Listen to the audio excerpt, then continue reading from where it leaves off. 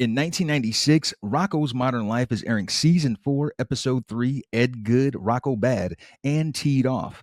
Rocko is unjustly imprisoned in the O Town dog pound and incensed by the squalid conditions.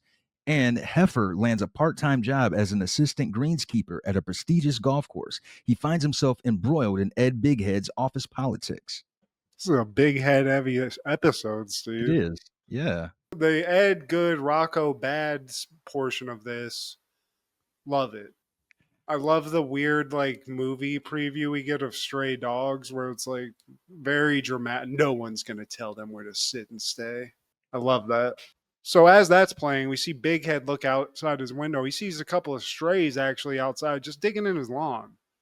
And just like that guy from Friday, he's like, "Get off of my freaking grass." Stanley.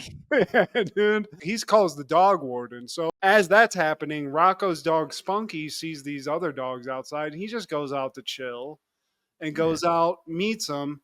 And these dogs are kind of shitty to him, Steve. Who the I think fuck are one of them you? calls him a pussy, to be honest with you, or something like that. One of the dogs snatches his chain, but Spunky, man, poor Spunky, he's just by himself, and there's strength in numbers. So it's like, what can I do, man? Like, I want to beat your ass. You stole my chain. Grandmama gave me that chain. Yeah, dude. So as he's getting chain jacked, the dog catcher actually shows up. So the strays know what to do.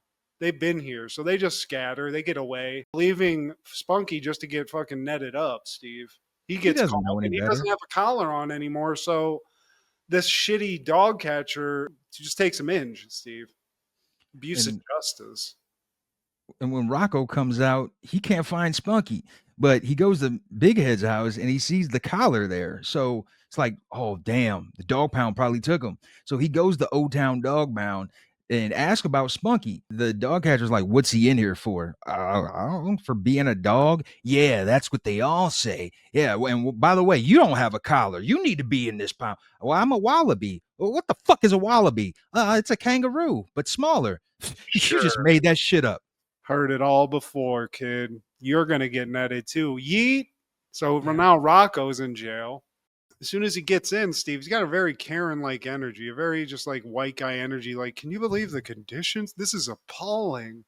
This is repugnant. This is disgusting. This smells, but luckily he gets put in the same cell as Spunky. So friends reunited. It feels great.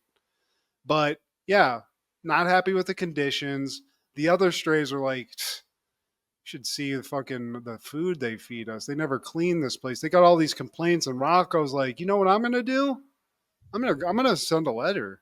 I'm gonna send a strongly worded letter to these fucking people. You can write with a pencil? Wallabies, Steve. I guess they do have opposable thumbs. I thought he was a dog this whole fucking time, Steve. I thought a wallaby was a dog. I didn't know it was a kangaroo or whatever the fuck. The thing of it is, Steve, hard to write a fucking letter from prison, right? But in his head, Rocco's like, I got my dude Heffer out on the outside. As soon as he notices I'm gone, he's going to come here. I don't know how he's going to put two and two together that Rocco's in jail. Rocco's pretty positive that his dude's going to show up and just get him out of jail. You cut to Rocco's house and Heffer, he arrives and sees Rocco's not there. He's waiting and he's like, man, maybe I should eat his food. I don't want it to spoil. Damn, dude. It's only been a couple of minutes, bro. So he's busy eating his shit while Rocco's just Shawshanking it over across town. Thank God Alcatraz wasn't this easy to get away from, because Rocco looks down directly below his feet and there's a perfectly sized pipe that not only gets him out of jail, goes right to his house. They really did go Shawshank with it. He walked in that pipe for 30 miles. So they get back. Rocco's writing his letter. Heffer's there, not even really apologizing about eating all the food or not helping him out of the jam. It's all good. It's water under the bridge at this point. But Heffer's like, why are you writing this letter? Don't you know that dog catcher just retired? And coincidentally, the dog catcher's like, no, I didn't, but that sucks. So the dog catcher's out of the picture, Steve. There's nobody to complain about. So what does Rocco decide to do but run for office?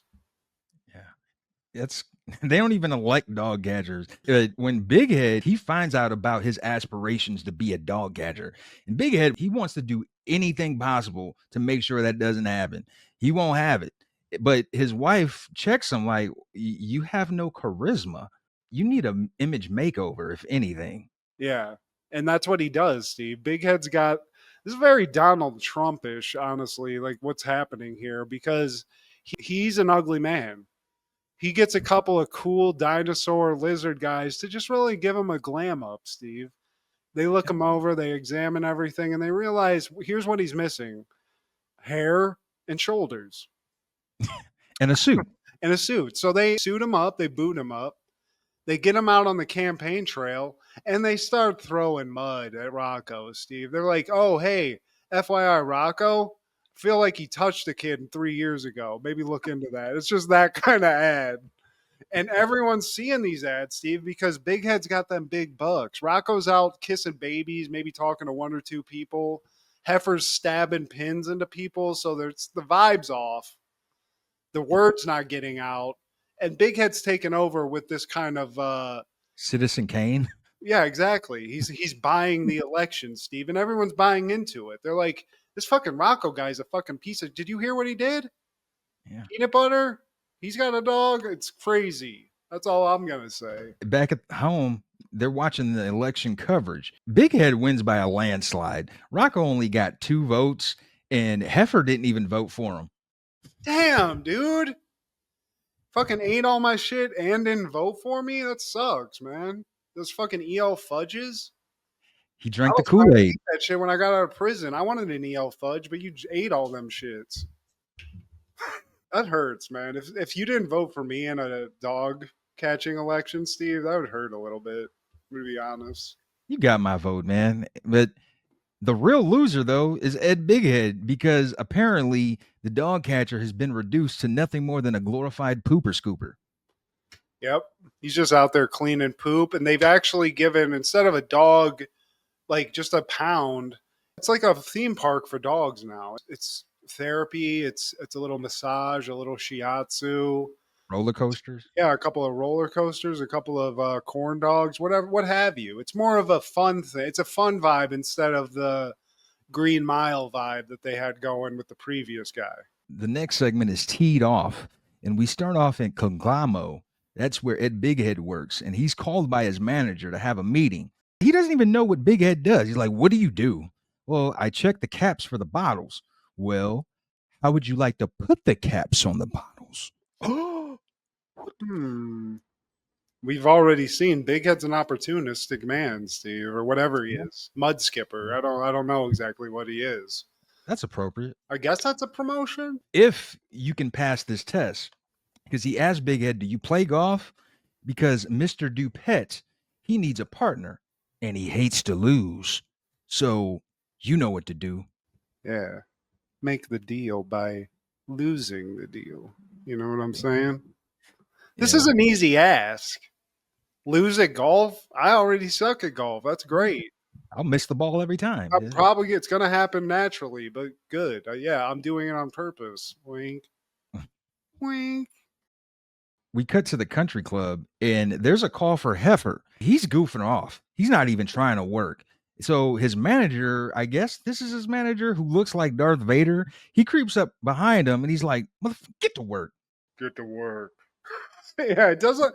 I was wondering that. Like, what's with the Star Wars vibe here? Yeah, and he goes to his chamber slash lab compound or something, In the and tree, I feel like it's like in in a the tree tree. someplace. And Mr. Dupet shows up with Big Ed, and Dupet he smashes his first hit. It goes off. Now Ed, when it's his turn, he gets the ball in the air, but it explodes as it's hit by a piano coming out of a tree. How could that happen, Steve? Animation, I guess. It's just random, man. I feel like they took all the time figuring out the first part of this, and the It'll second be all part right. they were like, "Yeah, we got some gaps in this story. We're just gonna do it. Just go with it. Animate this." Now Dupet, he's killing Ed Bighead. His balls keep getting hit with pianos coming out of the tree. And Heifer sees Mr. Bighead. He's telling him, man, like, dude, you suck at this. You fucking spending more time in the sand than Hasselhoff. All right. But that's his job, Yeah. Hef. Hef's fucking up this episode, Steve. I don't like Yeah. the energy. I'm kind of going against Hef now. I mean, he's like the Kramer of this Rocko universe in I'm a more of way. the turtle guy, you know. Philbit, Filbert. Yeah, I like that guy more than Heffer at this point. Bighead, he actually gets a hole eventually. His manager, he keeps coming in. He's like, "Look, man, if Dupet loses, Fuck mm, this old man. he'll kill us." He's killed people before. That hole is 6 feet deep. There's no reason it should be that deep. You get it? And Darth Vader manager, he's not even concerned. He's like, "Man, this little shit, man. I blast motherfuckers half his size, twice his size. Plus, Mr. Dupet looks like a pussy anyway. Little soft ass, limp wrist motherfucker." It's Mr. Dupet, Steve. There's all this is the golf stereotype. There's the fun, go lucky golf guy that's fun to be around, and then there's the Dupet. The guy who So, just plays it too serious, where it's like, why do you care this much? You so, fucking piece of garbage. is that Arnold Palmer over there? Huh? Fucking Dupet. I don't even like your name. I hate it. Yeah, dude. Fuck him. Right? Right, Steve? Fuck Dupet. He's a hoe ass. Yeah, he is. And Ed, he winds up and he himself gets hit by a piano, but his ball still goes in now. The world's conspiring against him, Steve. Bighead, he's got the worst luck in the world. You know, he's that guy. Pianos just keep dropping. And Big Ed at this point, he's loopy. Several pianos drop on Ed again, but his ball still goes in. And he's bandaged up now. And Big Ed hits the ball into the ocean. But they think mission is accomplished. Okay, Dupet wins. But Heffer, out of nowhere, he grabs the ball from under the water in a helicopter. And they get all the exploding pianos ready to launch. And they all miss Heffer in the chopper. And he drops the ball into the hole. Big Ed wins. He did it, Steve. Dude, but so many explosions. Goddamn Heffer looks like Launchpad McQuack in this episode. Yeah.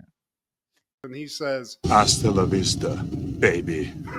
But eventually, Heffer, he sputters out and he crashes into the little tree compound, killing Darth Vader and all his little minions. it was intense, Steve. Yeah, I didn't get the Vader thing. I thought there was more of an explanation on that because, like I said, I couldn't watch this full episode. But yeah, I dug the Star Wars vibe, but I didn't understand the Star Wars vibe. But I guess there was nothing to understand. Yeah. And Mr. Dupet, he's somewhat amazed. He asks Big Head, "So what do you do for the company?" "Well, I check out the caps before they're put on the bottle." "Well, keep up the good work." "Yeah." Raise. This is how you would get raises, Steve. Exploding pianos drop from the sky. And how much damage did Hef do to the fucking place, Steve? I feel like he exploded most of it.